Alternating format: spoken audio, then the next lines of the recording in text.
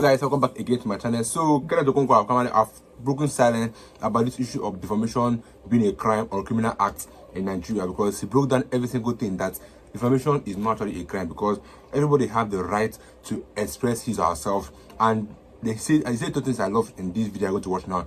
He said something about accountability and transparency, that a citizen have the right to hold the government accountable, and then the government have to be transparent in what they are doing. That means protest is actually among human rights. That is holding the government accountable, because if government is not doing well, we have the right to express how we feel about that government, and then it's left for the government to come up and be transparent and then tell us what is happening and where we are headed to. So I think I'd like guys to hear what he said about this issue of Dele Farotimi and defamation being a crime in Nigeria, and how he tackled it using constitutional and the rules in Nigeria. Here, what do you guys? I'll be to guys shortly.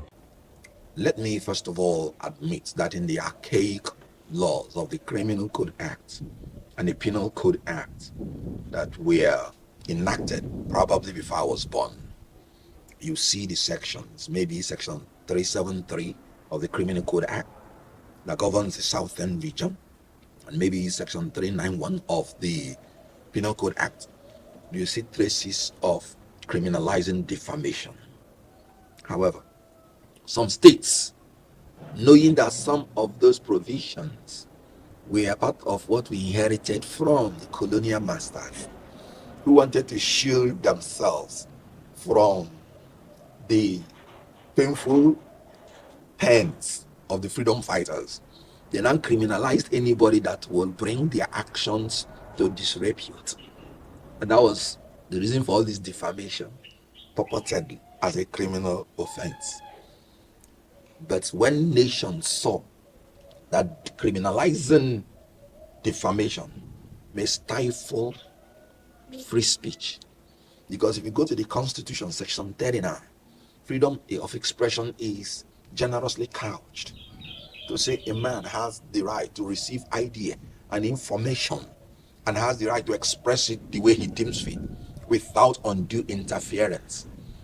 So because of the fear that when you criminalize defamation, it could impinge on the freedom of people to express themselves freely, because the greatest secret of the success in a democracy is accountability and transparency. So when people are allowed to express themselves freely, they hold the government in power accountable, and the government will become transparent. And that is why they made copious provisions in civil proceeding for any human being that is claiming he's defamed to pursue the civil remedies. So the question now is this: why is Afe Babalola pursuing the criminal remedies? Why don't he pursue the civil remedies? In the civil remedies, the two parties will bring their reasons why they made the comment, and an independent and impartial judge will look at them dispassionately and reach a judgment. In the criminal proceeding, it is no longer an offense against Afe Babalola. It's an offense against the state. And the burden of proof is no longer on Farotimi. The burden of proof is now on the state, and they need to prove it beyond reasonable doubt. Farotimi has the right to remain silent until after the trial without saying anything. So taking him to a criminal court, we are, even in the modern law of Ekiti State, they have jettisoned defamation, I want to presume, in their state laws as a crime. Lagos has jettisoned it. Now, I was worried about the statement from Afe Babalola Chambers that if Farotimi can prove himself, he will be released. That has actually portrayed them as colluding with the security agencies, because it is not in their power to release. So confessing that if Farotimi says this, he will be released, is trying to say that they are in collusion with the security agency, that they have the power to detain him and release him. That's the implication. Confirming our fears that this is an intimidation. Why arrest Farotimi before you conclude your investigation? The Supreme Court has made it clear. You don't arrest a man and run around for investigation. You would have concluded your investigation, then you will arraign him in court. Then why go to court to get a remand order to remand him in prison? You just want to intimidate him and punish him unheard. They were saying, I heard that they've invited him to come and he didn't come, and that was why the remand order. Excuse me, before that time, Farotimi granted a press interview that, look, oh, he's hearing, oh, that they know where to get him. They know where to serve him any paper. Meaning he is actually owning up publicly that he has not received any summon or any paper.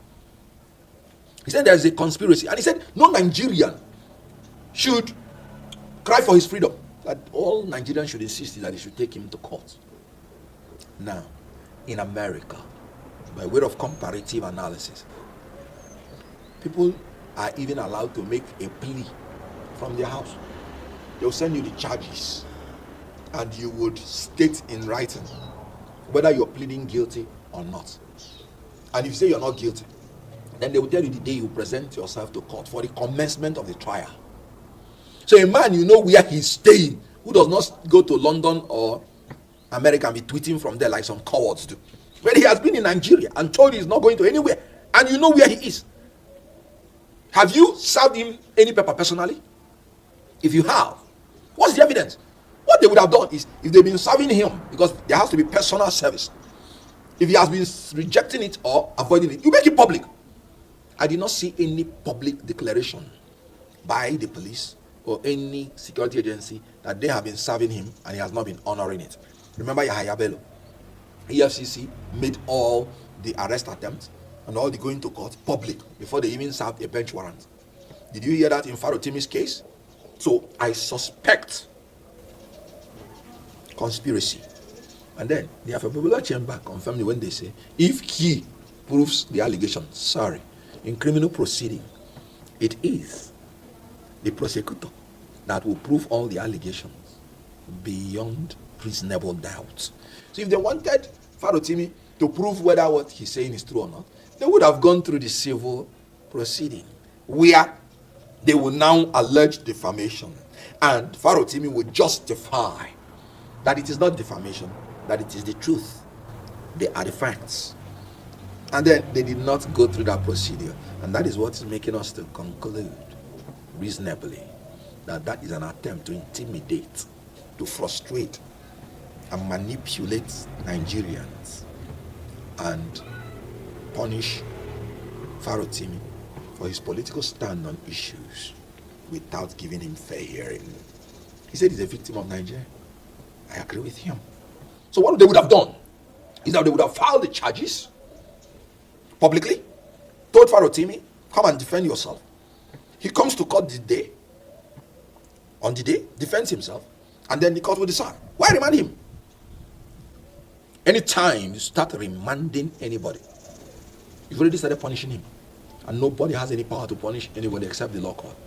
And every law court is expected to act judiciously and judicially. That remand order is unjust and is calculated to punish without fair hearing. So I take Afe Babalola chamber, through the confession of the chamber, that Farotimi, if Farotimi proves himself, he will be released. They have just confirmed our fears that there is a collusion based on that statement between them and the security agencies to punish Farotimi for his stand on issues. And of course, the security agencies are under President Tinubu. President Tinubu, you remember, ordered the release of those children that were illegally detained. So he ought to have immediately ordered the release of Farotimi so that it does not portray his government as using the security agencies to intimidate political opponents. Because that's where I will conclude it on. Because he's a political opponent. And worldwide, anything you do to a political opponent, the people of the world have the right to interpret it that you want to intimidate a political opponent. If you ask me, I will say I believe that this is still an intimidation of political opponents, and they should desist from it. Release Farotimi unconditionally and allow him to have his day in court if they believe that he committed any offense, based on archaic, outdated, purported defamation offense, which is no longer existing in the books of some of the advanced states in Nigeria that do not want to impinge free speech, like Lagos. So it's just a ruse. It's just a victim of Nigeria, as all of us are. I put the video and I said in Ekiti state that defamation is not actually a criminal act in Nigeria, but because Afe Babalola is a man that I think he has connection, and then he uses his power abusively to arrest Dele Farotimi. Till today, Dele Farotimi have not been released because he was actually granted a 50 million bail. Then I come to ask this question. That means in Nigeria, nobody has the right to express himself again, because that what he did was that he wrote a book and then he not expressed himself in a book, which what was meant to have happened is that you call him to court, where the two of you come and present your evidence and explain yourself, explain the reason why you wrote that book, you defend. You know, this is meant to be in a court case where two of you come in presence of an impartial judge that will not look at anybody and then render a clear judgment. Then if Dele Farotimi was wrong, he will apologize, or maybe they will fine him, he will pay the fine. That is the end of the matter. But here they didn't go to court anything. They went straight to his house to arrest him because his house location. Went ahead to arrest him from Lagos and take him to Ekiti. The same time, the Ekiti they denied him bail and granted him denied him freedom, and then they're not enjoying the case to next year.